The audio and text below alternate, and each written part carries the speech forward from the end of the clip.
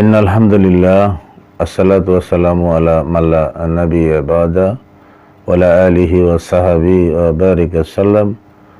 রব্বি ইশরাহ লি সাদরি ওয়াসির লি আমরি ওয়াহলুল উকদাতাম মিন লিসানি ইয়াফকাহু কওলি। রব্বি জিদনি ইলমা, রব্বি জিদনি ইলমা, রব্বি জিদনি ইলমা। আলহামদুলিল্লাহি তাওয়াক্কালতু ওয়া ইলাইহির উনীর। আম্মা বাদ ওয়া মা তৌফিকি ইল্লা বিল্লাহ। সকল প্রশংসা আল্লাহ সুবহানাহু ওয়া তাআলার জন্য, যিনি আমাদেরকে এই অল্প পরিবেশে কোরআন হাদিস থেকে কিছু জ্ঞান অর্জনের উপায়সমূহ নিয়ে যে আলোচনা করার জন্য এবং ভিডিও তৈরি করার জন্য যে প্রস্তুতি নিয়েছি, আল্লাহ রাব্বুল আলামিন যেন আমাদের এই সকল ইসলামী আঞ্জামকে কবুল ও মঞ্জুর করে, আমরা বলি আল্লাহুম্মা আমিন। এবং ওই রব্বুল আলামিনের প্রতি আমরা শুকর আদায় করি, বলি আলহামদুলিল্লাহ। অগণিত দরুদ ও সালাম বর্ষিত হোক প্রিয় নবী, বিশ্ব নবী আকে নামদার আহমদ মুস্তাফা মোহাম্মদ মুস্তাফা সাল্লাল্লাহু আলাইহি সাল্লামের উপর। আমরা সমস্বরে সবাই দরুদ ও সালাম পাঠ করি, আল্লাহুম্মা সাল্লি আলাইহি আল্লাহুম্মা বারিক আলাইহি। আম্মা বাদ, আজকের অল্প পরিবেশে কিছু আদর্শ পরিবারের উপরে কিছু বক্তব্য রাখবো, ইনশাআল্লাহুল আজিজ আমা তৌফিকি ইল্লা বিল্লাহ। আদর্শ পরিবারে আদর্শ কর্তা, আদর্শ কর্তী, পুরুষ নারী উভয় মিলে একটা আদর্শ পরিবার গঠন করার কথা আল্লাহ রাব্বুল আলামিন তার পবিত্র কোরআনে ঘোষণা করেছেন। এবং রাসূল সাল্লাল্লাহু আলাইহি সাল্লামের পারিবারিক জীবনে, শিষ্টাচার জীবনে দেখা যায় নারী পুরুষ উভয় মিলে আদর্শ পরিবার গঠন করার নিয়ম। তো সে অর্থে আমরা আজকে দেখব যে আদর্শ পরিবারের মধ্যে একজন আদর্শ স্ত্রীর কি ভূমিকা হওয়া উচিত। তো আদর্শ একজন স্ত্রী বিষয়ে যদি আমরা দেখতে যাই, তো আল্লাহ রাব্বুল পবিত্র কোরআনে দুইজন নারীর কথা ঘোষণা করেছেন। একজন হলো ফেরাউনের স্ত্রী মা আসিয়া, আর ঈসা আলাইহিস সালামের মা মারিয়াম। তো ফেরাউন তদানীন্তন যুগে নিজেকে ইলাহ বলে দাবি করেছিল। সে নিজেই আনা রাব্বুকুমুল আ'লা বলে নিজেকে পরিচয় দিয়ে এবং সেটা বাস্তবায়নের জন্য তার জীবনে আপ্রাণ চেষ্টা চালিয়ে গেছেন। কিন্তু একজন মুশরিক, একজন অমুসলিম, একজন খোদাদ্রোহী লোকের স্ত্রী মা আসিয়া তার স্ত্রী হয়েও আল্লাহর দ্বীনের উপরে টিকে ছিলেন এবং আল্লাহ রাব্বুল আলামিনকে সবসময় সে স্মরণ করতেন। ফেরাউন যখন তাকে রব বলে মেনে নেওয়ার কথা বলল, মা আসিয়া তাকে বললেন, দেখো আমার রব এবং তোমার রব সারা জাহানের সমস্ত কিছু সৃষ্টি জগতের ইলাহ একমাত্র আল্লাহ। ওই আল্লাহকে আমরা সবাই মেনে নিই। ফেরাউন ক্ষুব্ধ হয়ে তাকে অনেক শাস্তি দিয়েছিল এবং সেই শাস্তি এত কঠিন শাস্তি ছিল, তাকে হাতে পায়ে পেরেক মেরে তার বুকের উপরে পাথর দিয়ে তাকে নির্যাতন করা হয়েছে। তো আল্লাহ রাব্বুল আলামিনের কাছে সে ফরিয়াদ করেন, আল্লাহ তোমার দ্বীনের উপরে টিকে থাকার তৌফিক আমাকে দান করো এবং তোমার জান্নাতে আমার জন্য একটি ঘর নির্মাণ করো। তো আল্লাহ রাব্বুল আলামিন তার ওই কথাগুলি মুহাম্মদ সাল্লাল্লাহু আলাইহি সাল্লামের মাধ্যম দিয়ে আমাদেরকে শোনায়েছেন। পবিত্র কোরআনে সূরা তাহরিমের 11 নম্বর আয়াতে ফরিয়াদের কথাটা আল্লাহ রাব্বুল আলামিন তুলে ধরেছে। দেখো, আসিয়ার দুনিয়ার জীবনের সুখ শান্তি সব ছেড়ে দিয়ে একমাত্র আমাকে ইলাহ হিসাবে মেনে নেওয়ার কারণে ফেরাউন তাকে যে নির্যাতন করেছে, সেই নির্যাতিত অবস্থায় সে আমার কাছে ফরিয়াদ জানালো, হে আল্লাহ, তুমি এই ফেরাউনের অত্যাচারে, জালেমদের অত্যাচার তুমি আমাকে রক্ষা করো এবং তোমার জান্নাতে আমার জন্য একটা ঘর নির্মাণ করো। তো আমাদের কোনো কিছু প্রয়োজন হলে আমরা তাওহীদের উপরে আগে টিকে থাকবো, তাওহীদের উপরে টিকে থাকার পরে আমরা যেই কোনো মেসেজ, বৈধ মেসেজ আল্লাহ রাব্বুল আলামিনের কাছে আমরা দিতে থাকবো। কিসের মাধ্যমে? সালাতের মাধ্যমে। এবং আল্লাহর কাছে যখন আমরা বলবো, যে কোনো সময় ইমার্জেন্সি, যে কোনো সময়, আল্লাহ আমি এই সমস্যায় আছি, আমাকে তুমি উদ্ধার করো। অনেক কথা আল্লাহ থেকে চাওয়ার জন্য আল্লাহ কোরআনে অনেক কিছু বলেছেন, যে বান্দা না চাইলেই আমার কাছে আমি রাগান্বিত হই, চাইলে আমি খুব খুশি হই। তো বান্দাকে দেওয়ার জন্য, বান্দার কথা শোনার জন্য, বান্দার সমস্ত কল্যাণের জন্য আল্লাহ রাব্বুল আলামিন 24 আওয়ার্স আমাদের জন্য সশস্ত্র থাকেন। উনি সামিউন বাসির, উনি অন্তর্যামী। কোনো কিছু মনের মধ্যে একটু উদ্ভাবন করলে আল্লাহ রাব্বুল আলামিনের দপ্তরে ওটা চলে যায়। তো আমরা চেষ্টা করব যে আল্লাহ রাব্বুল আলামিনের কথাগুলি, আল্লাহকে মানার যে একটা প্ল্যাটফর্ম, কুল ইন কুনতুম তুহিব্বুনাল্লাহ ফাত্তাবিউনি ইউহিব্বুকুমুল্লাহ, আমরা আমার নবীর থেকে জেনে নেব। নবী করিম সাল্লাল্লাহু আলাইহি সাল্লামকে অনুকরণ যদি দুইটাই আমরা করি, কোনো ভ্রান্তির বেড়াজালে, কোনো মাযহাবী সংকীর্ণতাবাদের মধ্যে আমার জীবনকে ছেড়ে দিয়ে আমি আল্লাহর সঠিক দিন থেকে যদি আমার পা পিছলে না যায়, সেদিকে আমাদের সচেষ্ট থাকতে হবে। আজ পৃথিবীতে লক্ষ লক্ষ ফেরকা বের হয়ে গেছে ইসলামের বিপক্ষে, ইসলাম রূপে সাজিয়ে বহুত ফেরকা বের হয়েছে, যা আপনি নিজ চোখেই দেখতে পাচ্ছেন। কেউ মাজার পূজারী, কেউ খানকা পূজারী, কেউ শায়েখ পূজারী। তো এইরকম, এবং অমুসলিমদের আচার অনুষ্ঠানে সবসময় আমাদের জীবনকে মাতিয়ে রাখছি, এবং ইসলামকে বাদ দিয়ে আমি নিজে নতুন করে ইসলামকে সাজিয়েছি। অসম্ভব হতে পারে না। রাসূল সাল্লাল্লাহু আলাইহি সাল্লামকে আমি যখন নেতা স্বীকার করেছি, ওয়াশহাদু আন্না মুহাম্মাদান আবদুহু ওয়া রাসূলুহু, এই কথাটার প্রতি কি আমার একটু খেয়াল নেই? যা আমি আরো সাক্ষ্য দিতেছি যে মুহাম্মদ সাল্লাল্লাহু আলাইহি সাল্লাম রাসূল এবং তার বান্দা। তো রাসূল যদি আমার নেতা, সে যদি একমাত্র নেতা, বিশ্ব নবী, সকলের নবী, তো সেই নেতার ইখতিয়ারের বাইরে আমি যখন ইসলামকে নিজের মতো করে সাজাবো, শরীয়তের মধ্যে যখন আমি নিজে সাজাতে যাব, তখন আমার নামে আল্লাহর কোর্টে এই রাষ্ট্রদ্রোহ, এই আল্লাহর পৃথিবীর দ্রোহিতা হিসাবে সাথে সাথে মামলা হয়ে যাবে আমার নামে। তো শরীয়ত পরিপূর্ণ, আল্লাহ রাব্বুল আলামিন পবিত্র কোরআনের 114টা সূরার মধ্যে A to Z করে দিয়েছেন আমাদের জন্য, যে কমপ্লিট অফ দ্য হলি কোরআন। আমরা এই কমপ্লিট কোরআনের দুনিয়ার শান্তি, আখিরাতের মুক্তির জন্য যদি আমরা জীবন বিধান হিসাবে এটাকে বেছে নেই, এর থেকে ভালো কিতাব, এর থেকে আসমানি সুন্দর কথা, সুন্দর করে পৃথিবীকে সাজিয়ে আল্লাহ রাব্বুল আলামিন একটা গাইড দিলেন। সেই গাইডটা আমাদেরকে বুঝে বুঝে পড়তে হবে। কোরআন এমন নয়, কেউ বলছে আমার বয়স হয়ে গেছে, কেউ বলছে যে আমার মুখে আসে না। এগুলো সবই নফসের শয়তানি, এগুলি সবই বাইরের শয়তানি। নফসটা অন্ধকারে ঘিরে গিয়েছে, তাই আমার মুখ দিয়ে সব কথা বের হয়। আল্লাহ বলছে পৃথিবীতে যত কিতাব আছে সব থেকে সহজ করে দিয়েছি আমার কিতাব পড়ার জন্য। সূরা কামারের মধ্যে গেলে আপনি পাবেন যে কোরআনকে তোমাদের বোঝার জন্য সহজ করে দিছি। তো তারপরও কেন আমরা কোরআন পড়তেছি না? কোরআন না পড়লে তো আমি পৃথিবীর কিছু বুঝবো না। তালাবুল ইলমি ফারিদাতুল আলা কুল্লি মুসলিমিন, সকল মুসলমানের জন্য ইলম শিক্ষা করা ফরজ। বারবার আমরা বলছি, প্রকৃত উপযুক্ত জ্ঞান দান করে। ইয়া মুকাল্লিবাল কুলুব সাব্বিত কাবলি আলা দিনিক, ইয়া মুসাররিবাল কুলুব সাররিব কুলুবানা আলা তুয়াতিক। এই যে আল্লাহ রাব্বুল আলামিনে সালাম ফিরার পরে যে পঠিতব্য দোয়াগুলো আছে, রাসূল সাল্লাল্লাহু আলাইহি ওয়াসাল্লাম আমাদেরকে দিয়ে গেছেন। বিভিন্ন কিতাবে দোয়াগুলো আসছে, বুখারী, মুসলিম, তিরমিজি, আবু দাউদ, নাসাই, ইবনে মাজাহ, মুসনাদ আহমদ, বুলুগুল মারাম, অসংখ্য কিতাব এখন উপরে আরবি, নিচে বাংলা, সুনান মানে তাহকিক করে পাঠানো হয়েছে।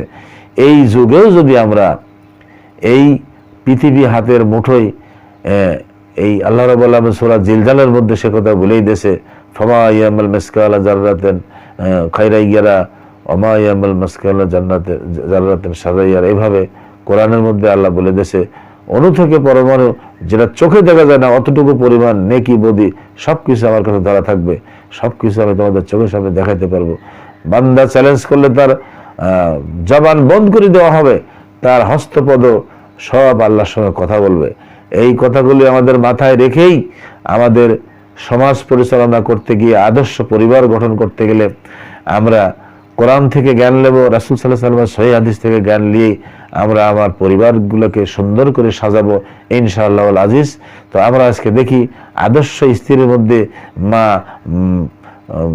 আসিয়ার মধ্যে কি ধরনের ধৈর্য, সহ্য এবং আল্লাহকে মেনেছিল, তার আংশিক কিছু কথা আমরা শুনবো ইনশাআল্লাহ আজিজ। এবং যদি কলেবরে কুলায় তাহলে আমাদের নবী ঈসা আলাইহিস সালামের মা মারিয়ামের কথা আমরা কিছু শুনবো ইনশাআল্লাহ আজিজ। তাহলে আমরা দেখা যাক। তো আল্লাহ রাব্বুল আলামিনের কাছে যখন এই ফেরাউনের অত্যাচার শুরু হয়ে গেল, তখন এই ফেরাউনের অত্যাচারে সহ্য করতে না পেরে উনি অকথায় এই নির্যাতনের মধ্যে বললেন যে আল্লাহ, তুমি আমাকে তোমার জান্নাতের মধ্যে আমার জন্য একটা ঘর নির্মাণ করো, আর এই ফেরাউনের কার্যকলাপ থেকে আমাকে মুক্তি দাও আমাকে অত্যাচারী লোকদের নির্যাতন থেকে।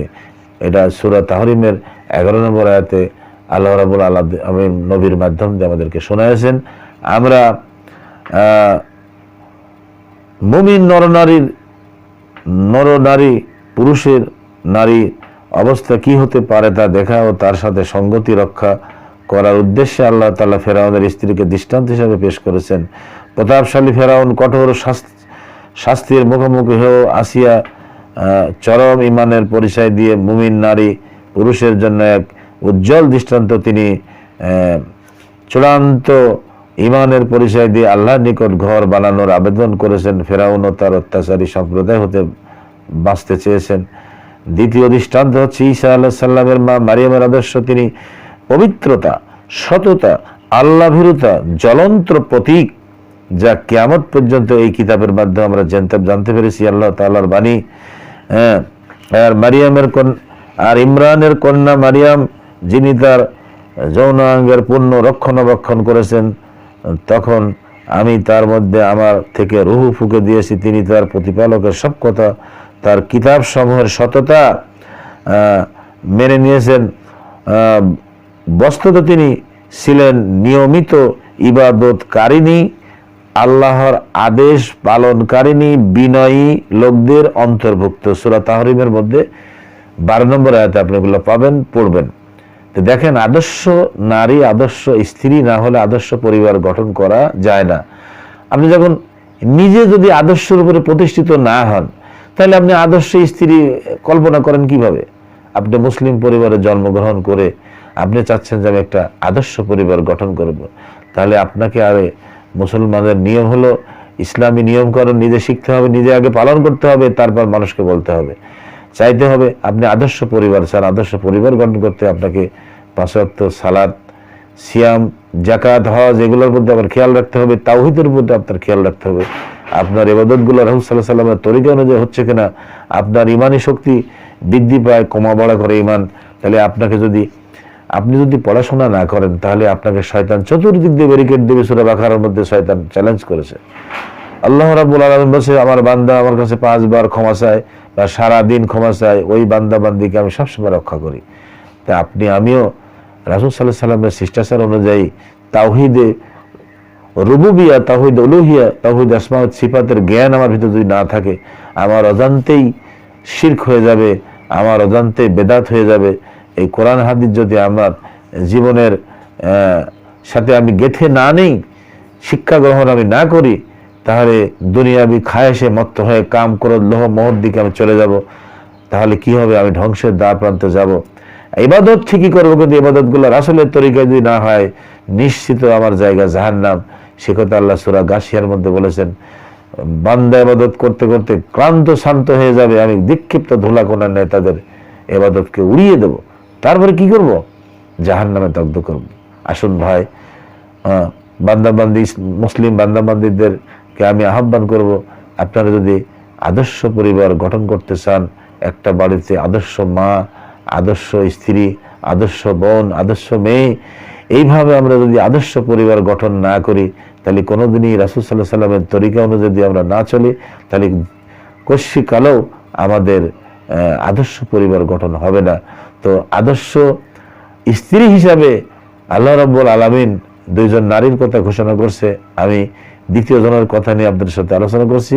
ঈসা আলাইহিস সালামের মা মারিয়ামের কথা এখানে আমরা তুলে ধরেছি। সূরা তাহরিমের 12 নম্বর আয়াতে আল্লাহ রাব্বুল আলামিন তার এই কথাগুলি সততার সার্টিফিকেট নিয়ে আল্লাহ রাব্বুল আলামিন আমাদের সম্মুখে তুলে ধরেছেন। তো আমরা সামনের দিকে আগে দেখি। অর্থ আয়াতে মারিয়ামের চূড়ান্তে মানে 3টি পরিচয় দেওয়া হয়েছে। যৌন অঙ্গের পূর্ণ রক্ষণাবেক্ষণকারী, জেনা তাকে স্পর্শ করেনি, তিনি তার প্রতিপালকের সব কথা ও তার কিতাব সমূহের প্রতি অটল বিশ্বাসী ছিলেন। 3 নম্বরে নিয়মিত ইবাদতে ছিলেন অতুলনীয়। আদর্শবান স্ত্রী, আদর্শবান নারী পুরুষের জন্য এই আয়াতদায়ক বাস্তব উদাহরণ। আমরা পবিত্র কোরআনকে যদি বুঝে পড়ি, এই কোরআন আমাদের জীবনের অবশ্যই কল্যাণ বয়ে আনবে। অল্পতে তুষ্টি, এই বিষয়টা আমাদেরকে জানতে হবে। অল্পতে তুষ্টি, এই অন্তর তৈরি করতে হলে আপনি ইসলামের মধ্যে সিলমে কাফা, পুরাপুরি ইসলামের মধ্যে আপনাকে আপনার জীবনটা তুলে দিতে হবে।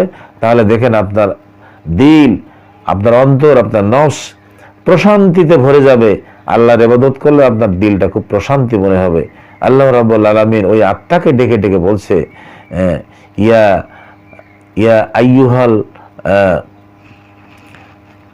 যাক আমার আয়াতটা মনে নাই, ইয়া আইয়ুহাল্লাযিনা আমানু তারজিউ ইলা রাব্বিকি রাদিয়াতাম মারদিয়া ফাদখুলি ফি ইবাদি ওয়াদখুলি জান্নাতি। অথবা কোনো ত্রুটি হলে ক্ষমা সুন্দর দৃষ্টিতে বলছে, অনেক সময় কিছু মনেও থাকে না। তো এভাবে আল্লাহ রাব্বুল আলামিন শান্তচিত্ত আত্মাকে ডাকতেছেন যে, শান্তচিত্ত আত্মা তুমি চলে আসো, ফাদখুলি ফি ইবাদি ওয়াদখুলি জান্নাতি। তুমি তোমার সিলেবাস অনুযায়ী রাসূলের তরিকায় আল্লাহকে মানার চেষ্টা করো, ওই স্কুলে ভর্তি থাকো।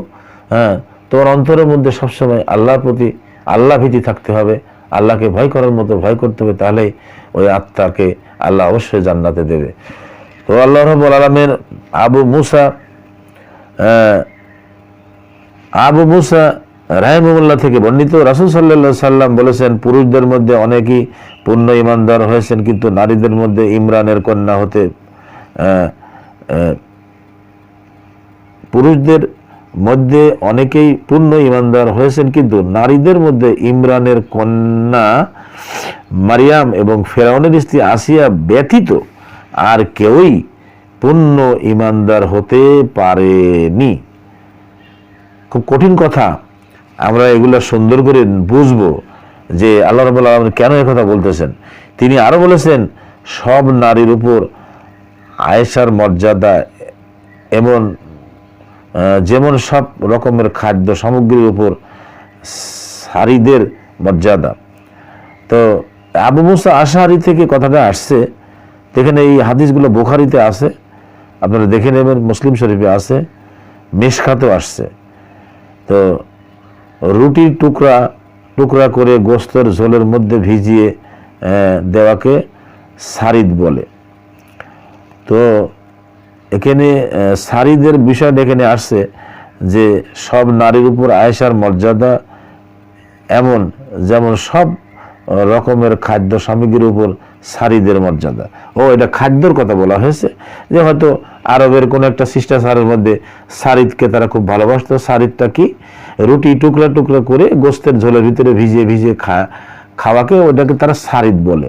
তো যাই হোক, আমাদের দেশে বিভিন্ন রেসিপি হয়তো আছে, তো আমরা সারিদকে জেনে নিলাম যে আরবি ভাষা সারিদকে কি বলে।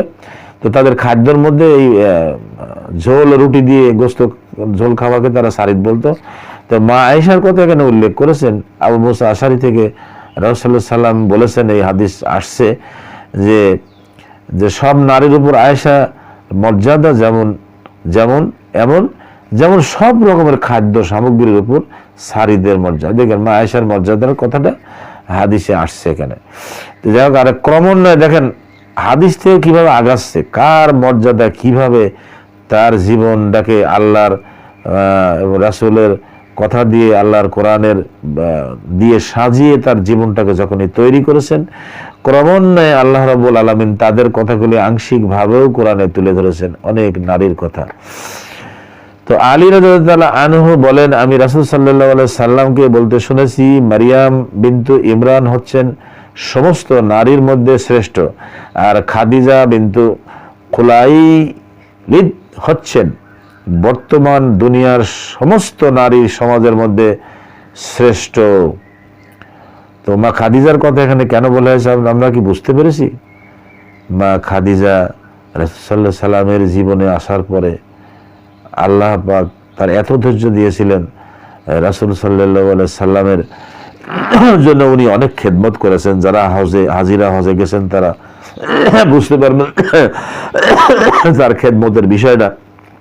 সেখানে গেলে এই বিষয়গুলি দেখলে আর সেই ব্যাপারে কিছু বলার প্রয়োজন হয় না। আমি সামনের দিকে আগাচ্ছি। আনাস রাদিয়াল্লাহু আনহু বলেন, নবী সাল্লাল্লাহু আলাইহি সাল্লাম বলেছেন, সারা বিশ্বের মহিলাদের মধ্যে থেকে এই 4 জন মহিলার ফজিলত সম্পর্কে তোমার অবগত হওয়া যথেষ্ট। তারা হচ্ছেন ইমরানের মেয়ে মারিয়াম, খুলাইদের মেয়ে খাদিজা, মুহাম্মাদের মেয়ে ফাতিমা এবং ফেরাউনের স্ত্রী আসিয়া। মাশাআল্লাহ মাশাআল্লাহ, শুকরান, জাযাকাল্লাহ খায়ের। আল্লাহ এই তোমার মকবুল বান্দীদের কথা কোরআন এবং হাদিসের মাধ্যমে আমাদেরকে জানিয়েছেন। তাদের জীবনীগুলা পড়ে পড়ে আমাদের মা বোনেরা যেন তাদের জীবনটা সুন্দর করে এই কোরআন হাদিসে রং দিয়ে নিজের জীবনকে রঙিন করে সাজিয়ে আমরা আমাদের আদর্শবান পরিবার গঠনে আমরা সচেষ্ট হব ইনশাআল্লাহুল আজিজ। তো অত্র হাদিসে রাসূল সাল্লাল্লাহু আলাইহি সাল্লামের 4 জন নারীর মর্যাদা সম্পর্কে জানতে বলেছেন, কারণ কোন নারী বা পুরুষ প্রকৃতপক্ষে আদর্শবান আল্লাহভীরু হতে চাইলে এই সব নারীদের ইতিহাস অবগত হওয়া অপরিহার্য। কোন নারী যদি তার সতীত্ব যথার্থভাবে রক্ষা করতে চায়, কঠিন দুর্বিষহ অবস্থায় ধৈর্য ধারণ করতে চায় এবং পরিবারকে আদর্শবান করতে চায়, তাহলে তার জন্য মারিয়াম ও আসিয়া ইমানি আদর্শ অবগত হওয়া জরুরি। দেখেন, এই ভালো ভালো মহিষী নারীদের কথাগুলি যদি আমরা পড়াশোনা করি, অবশ্যই আমাদের আদর্শ পরিবার গঠনে সহায়তা করবে ইনশাআল্লাহুল আজিজ। ইবনু আব্বাস রাদিয়াল্লাহু বলেন, রাসূল সাল্লাল্লাহু আলাইহি সাল্লাম বলেছেন, আমি কি তোমাদেরকে জান্নাতের অধিবাসী পুরুষদের সুসংবাদ দিব না? নবী জান্নাতি, সত্যবাদী জান্নাতি, শহীদ জান্নাতি, নবজাতক শিশু জান্নাতি, একমাত্র আল্লাহর সন্তুষ্টির উদ্দেশ্যে দিনী ভাইয়ের সাথে সাক্ষাৎকারী জান্নাতি। আর ওই সব স্ত্রীগণ হচ্ছে জান্নাতের অধিবাসী যারা বন্ধুভাবাপন্ন, স্নেহপরায়ণ, বেশি বেশি সন্তান প্রসবনকারী, স্বামীর প্রতি বারংবার গভীর প্রেম বিনয়কারী, কোনো সময় স্বামীর রাগান্বিত হলে স্বামীর হাতে হাত রেখে বলে, আমি আপনার সন্তুষ্টি অর্জন না করা পর্যন্ত কোনো খাদ্যর স্বাদ আস্বাদন গ্রহণ করব না। এই দেখেন, আদর্শ নারী হতে হলে স্বামীর সাথে সুন্দর সম্পর্ক তৈরি করতে হলে স্বামীর সাথে কৌশল অবলম্বন করলে অবশ্যই ওই স্বামীর মনে আল্লাহ মায়া কাজল ঢেলে দিবেন। অবশ্যই ওই স্ত্রীর প্রতি স্বামী সদয় হয়ে যাবেন, তাকেও সে তার প্রাণের অন্তরের অন্তঃস্থলে জায়গা দিয়ে তাকে স্ত্রী হিসাবে সবসময় বরণ করবেন। এটা আমরা যদি কোরআন হাদিস পড়ি অবশ্যই আমরা বুঝতে পারবো। তো আদর্শ পরিবার গঠনের উপায় সমূহের মধ্যে আমরা যতটুকু আগাচ্ছি, সামনের দিকে দেখবো আমাদের জীবনে আরো কতটুকু শিক্ষা গ্রহণ করা যায়। তা আমরা আমাদের পরিবার গঠনে সচেষ্ট হব, ধৈর্য ধারণ করব। রাসূলুল্লাহ সাল্লাল্লাহু আলাইহি ওয়াসাল্লাম বলেছেন, রেগে গেলে তো হেরে গেলে। তা আমরা নিজের কাম, ক্রোধ, চকলখড়ি, মিথ্যা, তহমত, নারীর পর্দার প্রতি আমরা খেয়াল রাখবো। অবশ্যই ইসলামী শিষ্টাচার মধ্যে একজন নারীর পর্দা সবচেয়ে বড় শিষ্টাচার। অনেক গতকালকের কথায় একটা মহিলা সিয়াম রেখেছে, বয়স্ক মহিলাই, তো বয়স হলে খুব ঊর্ধ্বে হলেও তার বয়স 45 হবে এরকম। তো মহিলাটার হঠাৎ করে আমি এই দোকানে ঢুকে দেখি মহিলা, তখন কিছু উপায় ছিল না, রৌদ্রের সময় একটু পানি খাবো, তো আমি বললাম আমাকে একটু পানি দেন। সে পানি আমাকে দিল, কিন্তু মহিলাটা অর্থ উলঙ্গ। যাই হোক, আল্লাহ তুমি মাফ করো। বাকি সময়টা আমি নিজের চেহারাটাকে আড়াল করেই বললাম যে একটু পানি দেন, একটা চা দেন, আর পাউরুটি দেন। অতি দ্রুত খাওয়া শুরু করলাম। সে নিজেই এমনি বলছে, আমাকে দেখে সে বলছে যে রোজা রেখে আজকে, আমি তার দিকে খেয়াল করতেছিলাম, তারপরে বলছে রোজা রেখে আজকে আমার খুব ক্লান্ত লাগছে। তো তখন আমার মনে পড়লো যে মহিলাটা কিছু নসিহত করা যায় কিনা। তো যাই হোক, হয়তো আমার ভুল হলেও হয়েছে। এখন আমি তাকে বললাম যে আচ্ছা, আপনি সিয়াম রেখেছেন, ভালো কথা, কিন্তু সিয়াম এটা তো ফরজ, এটা নফল, কিন্তু পর্দা তো ফরজ। এতটুকু বলাতে এসে বললো, আরে রাখেন আপনার পর্দা টর্দা, পেট চলে না, এই সেই হ্যান। তা আমি তার সাথে কথা বললাম না, যেহেতু সে নারী, তার সাথে আরো সুন্দর করে কথা বলতে হলে তার দিকে আমার নজর হয়তো যাবে। এই জন্যই আল্লাহ রাব্বুল আলামিন ফিতনা থেকে দূরে থাকতে কইছে। সূরা ইউসুফের মধ্যে আল্লাহ কঠিন ফিতনার মধ্যে তাদেরকে বলা হয়েছে, তা আমি অধিকার যাব না। তো দেখেন, তাওহীদের জ্ঞান মানুষের মধ্যে না থাকলে, কোরআন হাদিসের জ্ঞান না থাকলে, সে নফলের প্রতি তার এত আকৃষ্ট, কিন্তু ফরজের প্রতি সে আকৃষ্ট নয়। নিশ্চয়ই সে কোরআন হাদিস বোঝে না, জানে না। যে কাছে থাকে তারা হয়তো সে এমন কি দেখা যাচ্ছে যে নাম কি আসলে মুসলিমের কোনো আদর্শ তাদের মধ্যে নেই। যে এখানে যে বোঝা গেল যে আমাদের মধ্যে যদি এলেম না থাকে, তাহলে আমরা ঠিকই ইবাদত করবো, ওই ইবাদত আল্লাহর দরবারে কবুল হবে না। অবশ্যই রাসূলের সিলেবাসে আমাদের ইবাদত হতে হলে আমাদেরকে পড়াশোনা অবশ্যই করতে হবে। নিজেকে যদি আমি অন্য অন্য নভেল বই দিয়ে আমার গোটা ঘর সাজিয়ে রাখলাম, কোরআন হাদিসের কিছুই আমার বাড়িতে নাই, তাহলে আমি কি দিয়ে শিখবো? কয়বার আপনি আলেমের দ্বারস্থ হবেন? এখন আপনার এলেম শিক্ষা করা খুবই সহজ হয়ে গেছে। মাঝে মধ্যে বড় বড় শায়েখ যারা সালফে সালেহিনদের মানহাজ অনুযায়ী তাদের জীবন গড়েছে, তারা তাদের ক্ষুরধার লেখনী শিরিক বিদআত মুক্ত সহিহ হাদিসকে তাহকিক করে সুনান করে তৈরি করেছেন। ওই সমস্ত কোরআন হাদিসের বইগুলা, ওই তাফসিরের বইগুলা আপনি কিনবেন কেন? উপরে আরবি, নিচে বাংলা, সহজ হয়ে গেছে। আপনি মাখরাজ করে কোরআন শিখে নেবেন। এরপরে এগুলো আপনি যখনই পড়াশোনা করবেন, দেখেন আপনার অন্তর প্রশান্তিতে ভরে যাবে এবং আপনি নিজেও পড়তে পারবেন, আমল করতে পারবেন। আপনি কিছু কথা, ওই মুস্তাহিদের কথা, ওই ফোকাহাদের কথা, ওই বড় বড় শায়েখদের কথাগুলি আপনি হুবহু নকল করে আপনি আবার মানুষের মধ্যে ছড়াইতে পারবেন। রাসূল সাল্লাল্লাহু আলাইহি সাল্লাম বলেছেন, বাল্লিগু আন্নী ওয়াল আয়াত।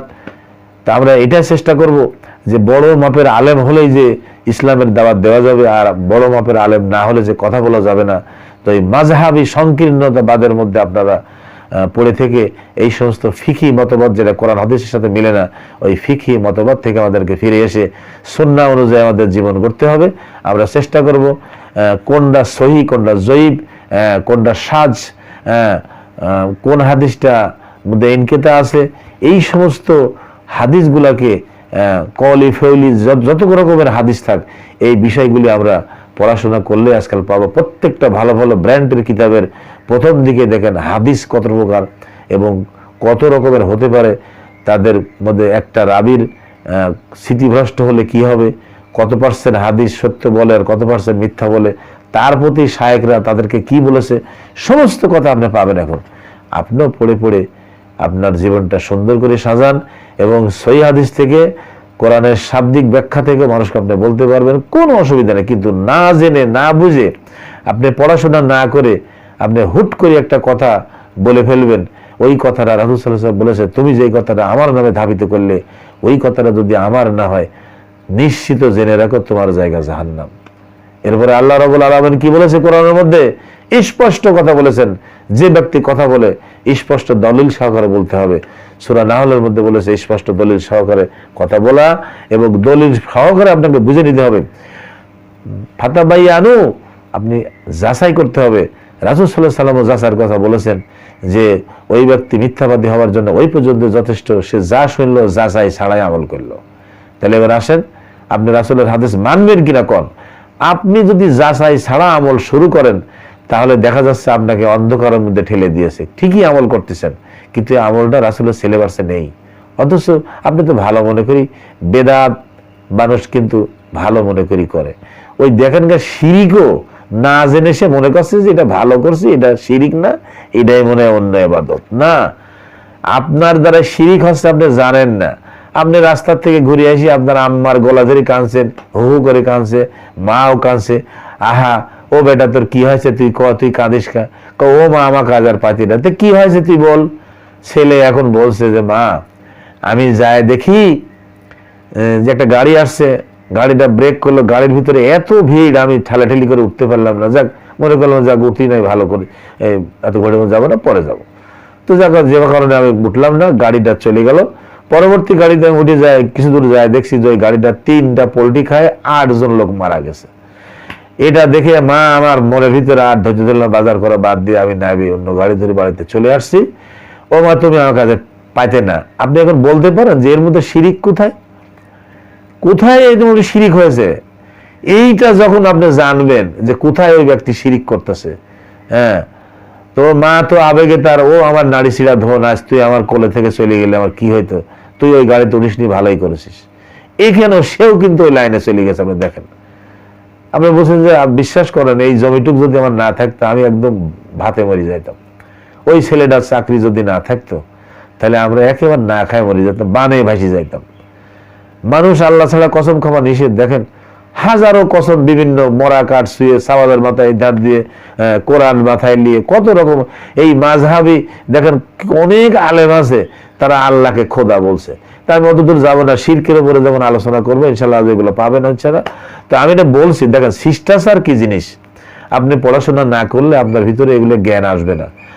যখনই আপনি ফাসকুরুনি আশকুরুকুম ওয়াশকুরুলি ওয়ালা তাকফুরুন, সঠিক মানহাজে হাজা সিরাতুল মুস্তাকিম, ওই রাসূলের দেয়া হাজা সাবিলি, এ দেখো আমি আমার সাহাবারা যে পথের উপর প্রতিষ্ঠিত আছি, কিয়ামত পর্যন্ত যারা এই পথের উপর প্রতিষ্ঠিত থাকবে, আনা সাহাবি বলে। দেখেন আপনি হাদিসের মধ্যে পাবেন, রাসূল একবার অসংখ্য দাগটা নিয়ে একটা দাগ, প্রথম মাঝের একটা দাগের উপরে হাত দিয়েছিলেন, আর এক জায়গায় আসছে যে 4টা দাগ টানার পরে মাঝে হাত দিয়েছিলেন।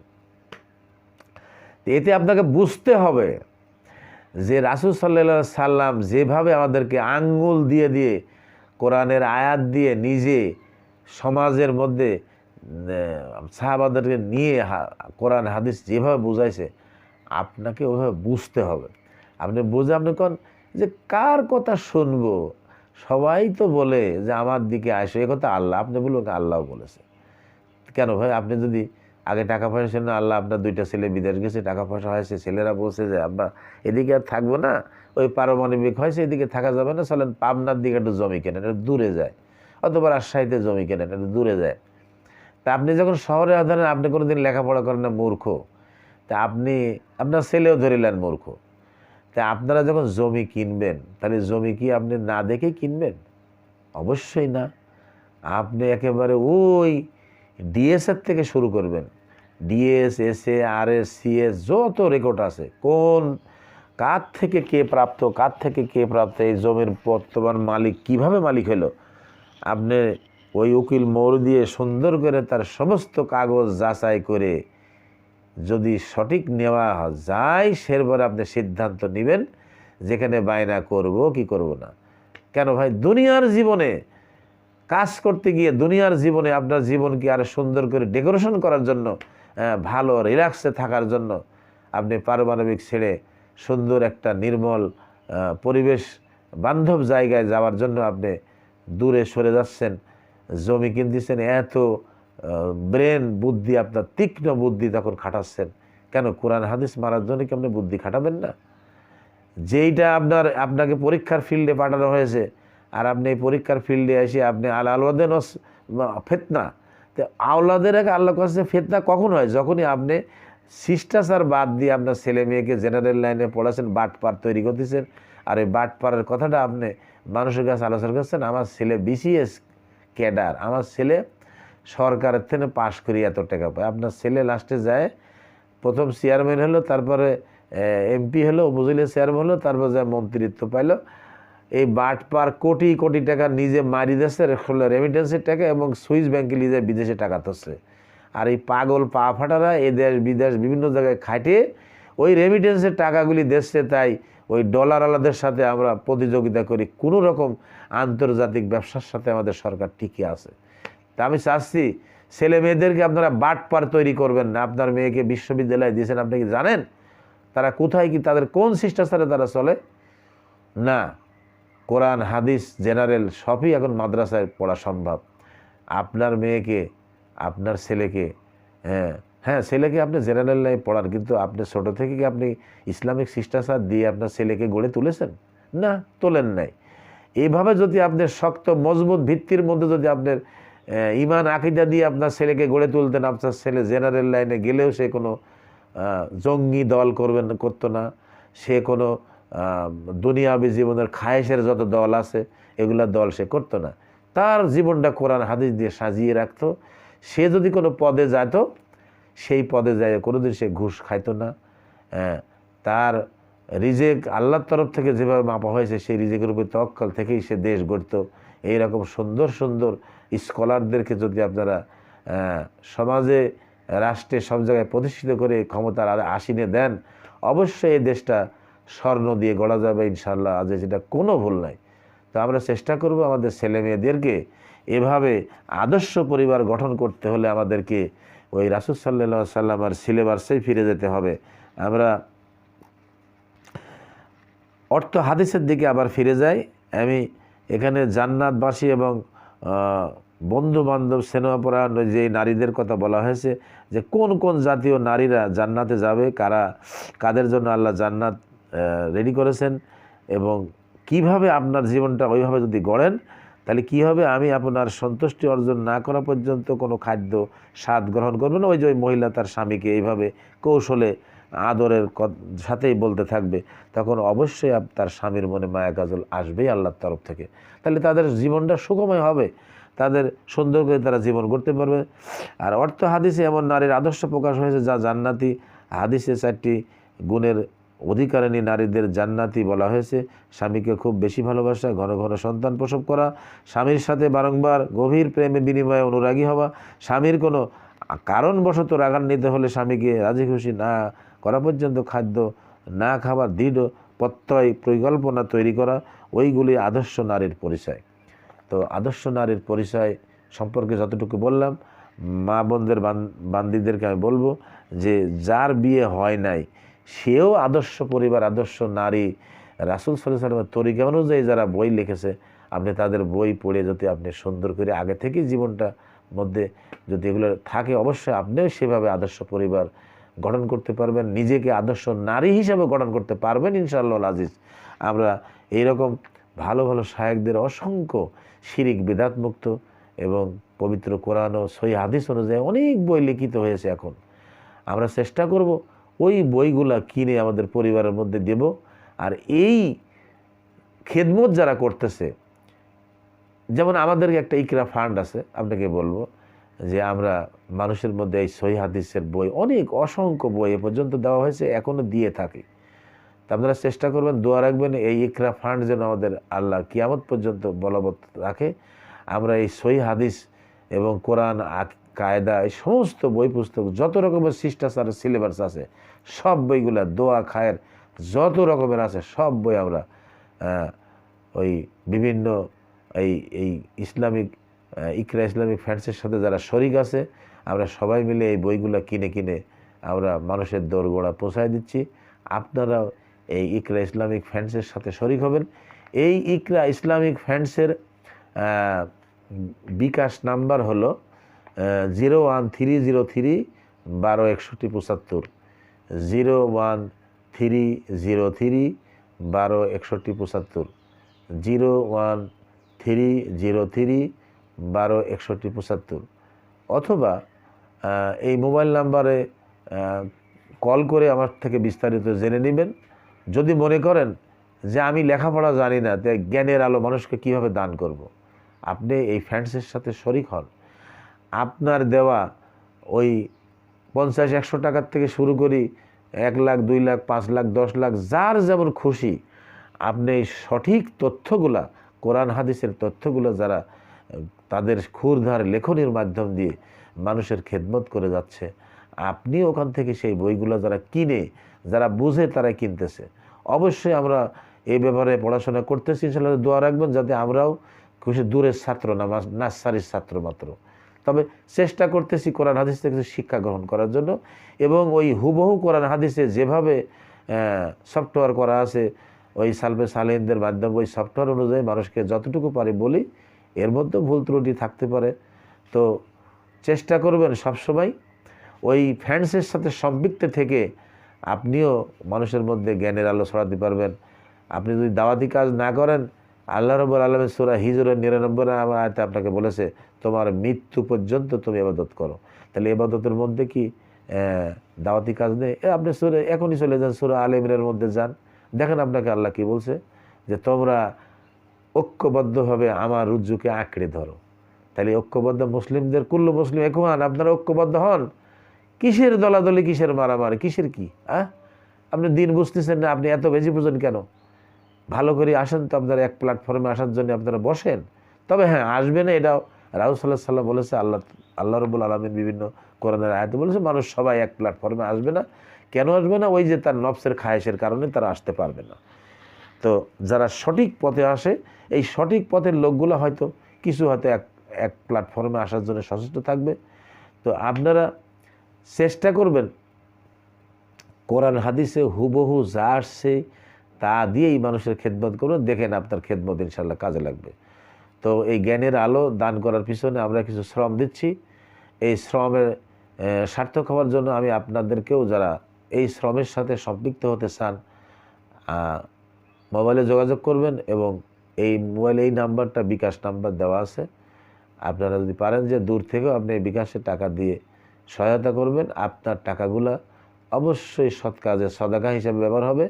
এবং এই কোরআন কিতাব কিনে যে আমরা মানুষকে, যারা কিনতে পারেন তাদেরকে ফিরিয়ে দিই, এবং যারা বড় কিতাব কিনতে চান তাদেরকে আমরা একদম সুলভ মূল্যে, যেমন মেশকাত শরীফ, বুখারী শরীফ, তিরমিজি শরীফ, নাসাই শরীফ, এরকম বড় বড় ব্র্যান্ডের যে কিতাবগুলো অনেকে চিনে না, ওই যায় দেখা যাচ্ছে দোকান থেকে কিতাব কিনে নিয়ে এসে এমদাদিয়া লাইব্রেরির মুসলিম শরীফ, হায় হায়, এমদাদিয়া লাইব্রেরির বুখারী শরীফ, এই বিরাট মোটা বুখারী শরীফের ভিতরে কোনো হাদিস বলতে কিছু আমরা দেখছি। এই হাদিসগুলো ছোট্ট ছোট্ট 2 কলমে লেখছে। একটা হাদিসের 8টা 7টা 10টা করে লাইন আরবিতে লাইনে বলা আছে, এরা একটাও দেয় না, সামান্য একটু লিখে লিখে। তার মানে ইসলাম বোঝার মতো কোনো অবকাশ তাদের কিতাবের মধ্যে নেই। ভুলে যায় সে, ওই দেখছে সস্তা পাচ্ছে, অনেকগুলি কিতাব নিয়ে আসছে, বাড়িতে এসে দেখছে হায় হায় কী ভুল করেছি। তো যাই হোক, যখন কোনো কিতাব কিনে আপনার ঘর সাজাবেন, তখনও এরকম সালফে সালেহিনদের মানহাজের উপরে যারা প্রতিষ্ঠিত, তাদের থেকে সাজেশন নিয়ে আপনি কিতাব কিনবেন। আপনি নিজে নিজে যান না কিতাব কিনতে, আপনি ঠকে যাবেন। আপনাকে জাল কিতাব দিয়ে, যে কিতাব দিয়ে আপনি গ্রহণ করতে পারবেন না, যে কিতাব দিয়ে আপনি কিছু বুঝবেন না, ওইগুলো আপনাকে ভরে দেবে দোকানদারের লাভ বেশি ওই কিতাব বেচে, আপনাকে ধরায় দেবে। বাস আপনি মনে করেন ধরি বাপরে এত টাকা দিয়ে না কিনে অল্প টাকায় সব পাইছে, আপনি বগল বাজার দিয়ে চলে আসছেন, দেখছেন যে এই কিতাবগুলোর মধ্যে কিছুই নেই। তো এই কিতাব কেনার মধ্যেও প্রতারণা আছে, কিতাব বেচার মধ্যেও প্রতারণা আছে। তা আমি অনুরোধ করব, আপনারা যারা কিতাব কেনেন, ঠিক এই ধরনের মানহাজ ভিত্তিক লোক যারা আছে, কোরআন হাদিস ভালো রকম জানে বোঝে এবং তার জীবন সেইভাবে গড়েছে, সেই লোকটাকে দিয়ে আপনি কিতাব কিনাবেন। দরকার হলে আপনি তাকে সাথে নিয়ে যাবেন, দেখেন আপনি ঠকবেন না। অবশ্যই এই ভালো কথাগুলি আপনি নিজে পড়বেন, নিজেও মানুষের মধ্যে ছড়াবেন। আর দাওয়াতি কাজের কথা তারপরেই দেখেন আবার আল্লাহ বলেছে যে সূরা আলে ইমরানের 103 নম্বর আয়াতে ঐক্যবদ্ধ থাকতে বলা হয়েছে। আবার সূরা আলে ইমরানের 104 নম্বর আয়াতে বলেছে তোমাদের মধ্যে একটা দল থাকা উচিত যারা সৎ কাজের আদেশ দেবে, অসৎ কাজে নিষেধ করবে, বলে নাই? আবার এই দেখেন সূরা তাহরিমের মধ্যে আপনাকে বলছে কু আনফুসিকুম হালিকুম নারা। আপনি কোরআন পড়েন, দেখেন আপনাকে দায়িত্বশীল, আপনি একজন সমাজের, রাষ্ট্রের এবং আপনার পরিবারের আপনি দায়িত্বশীল। যখন রাষ্ট্র গঠন করবেন তখনও আপনি আল্লাহ এবং রাসূলের দিকে তাকিয়ে চিন্তা করবেন যে হুকুমত প্রতিষ্ঠা করলেও কার বিষয়ে আপনার মতামত দেওয়া যায়। আর আপনি যদি পড়াশোনা না করেন, আপনার ভিতরে শয়তানের বাসা হয়ে থাকবে। আল্লাহ বলছে যার ভিতরে কোরআনের জ্ঞান নাই তার তার দেহ হলো উজাড় গৃহ।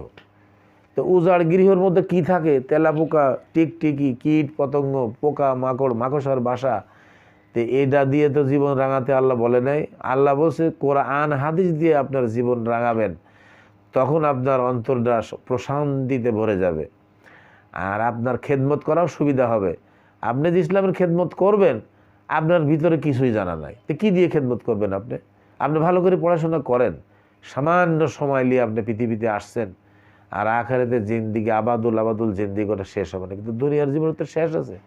এবং এতই সংকীর্ণ দুনিয়ার জীবন, রাসূল পানির গ্লাসে হাত দিয়ে ওপরে তুলেও দেখায় গেছে যে দেখো এতটুকু সামান্য এক টোপ পানির মতো।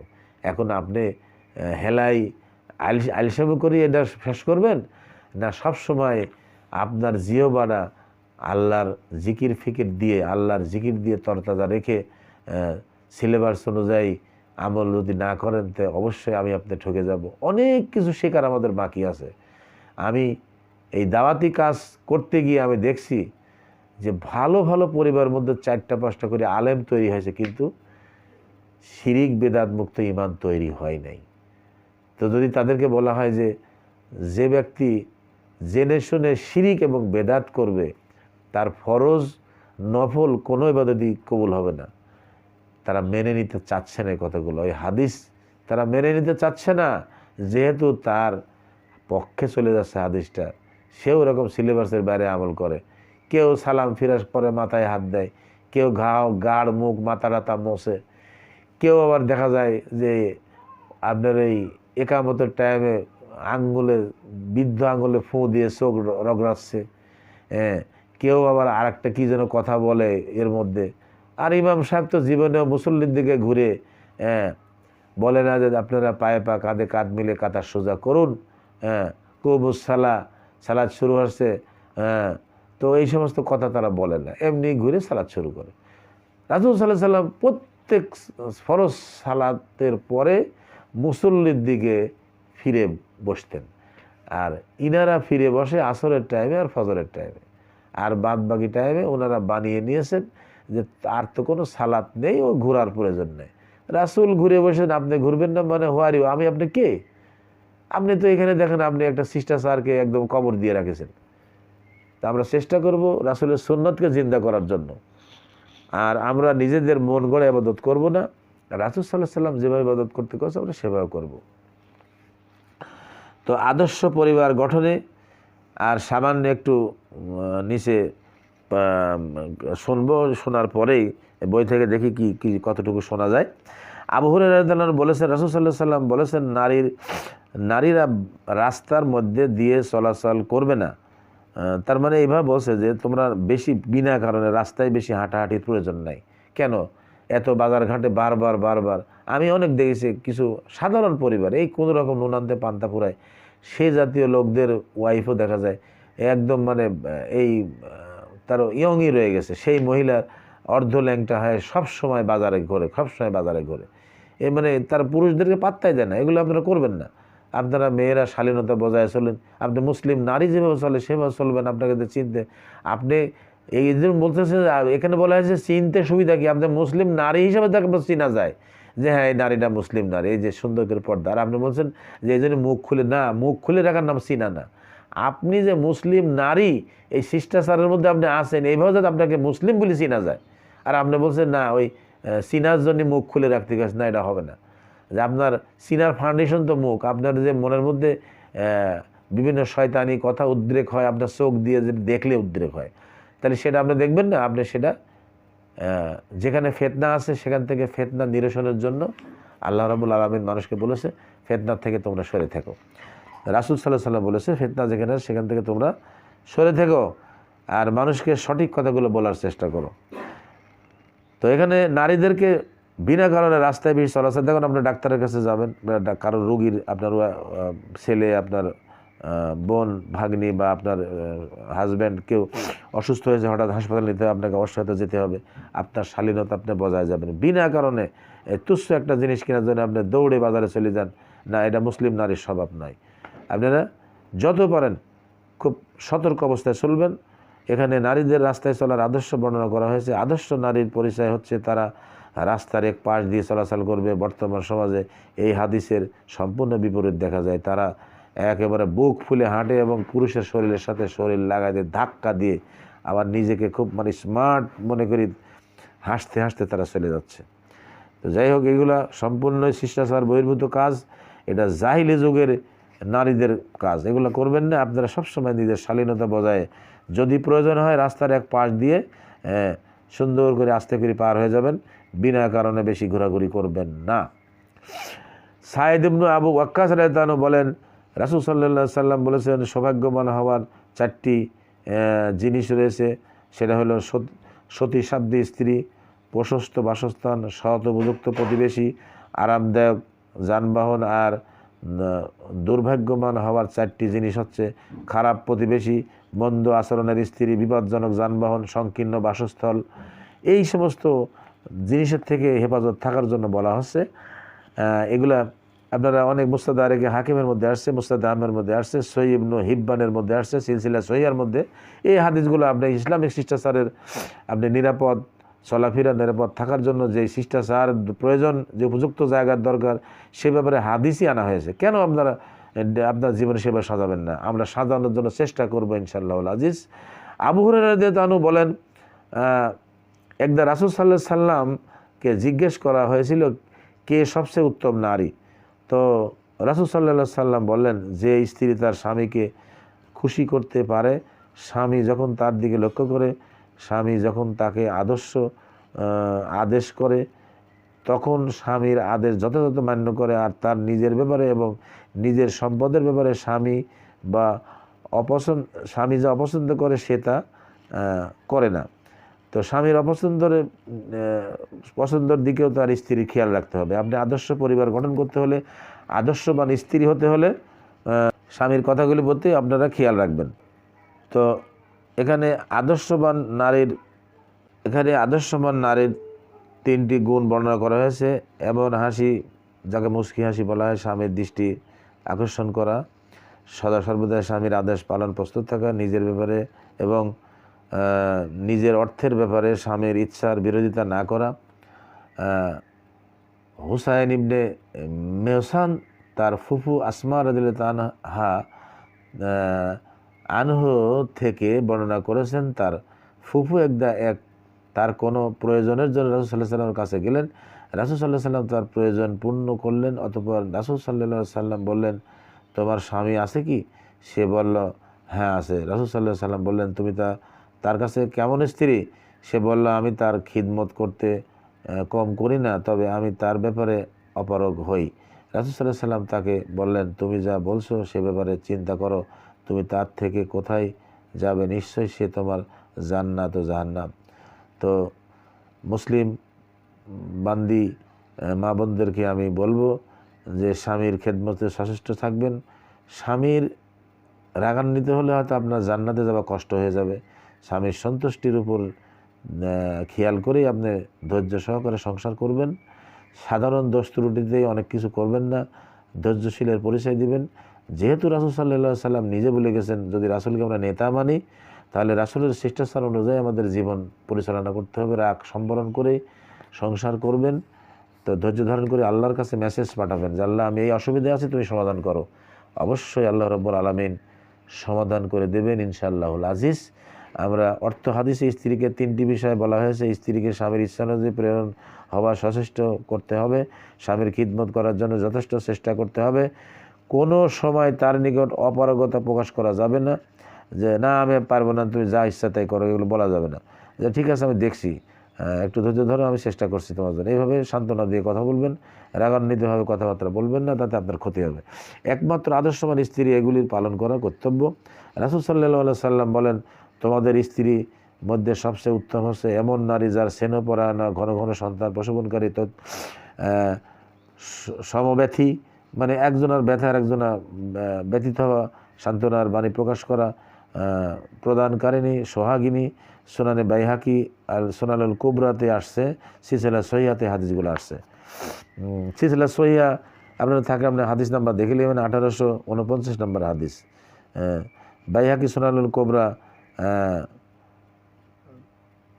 13,256 নম্বর হাদিস, 13,256, এটার খুব বড় কিতাব সুনানুল কুবরা, যেটা বাইহাকি সুনানুল কুবরা। এখানে আদর্শ নারীর 4টি গুণ বর্ণনা করা হয়েছে। স্বামীর প্রতি বন্ধুভাবাপন্ন হওয়া, ঘন ঘন সন্তান প্রসব করা, স্বামীর দুঃখ বেদনায় সমব্যথী হওয়া, স্বামীর কাজে সহযোগিতা করা।